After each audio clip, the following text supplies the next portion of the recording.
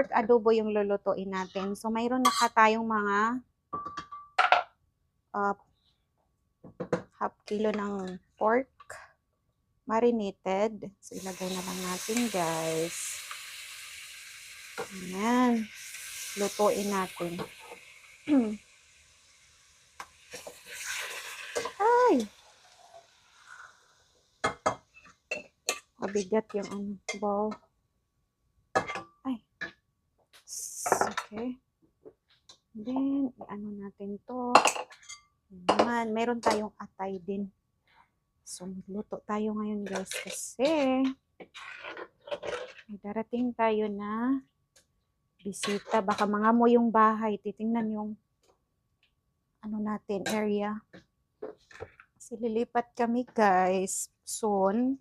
Pero, ayan. Magluto tayo ng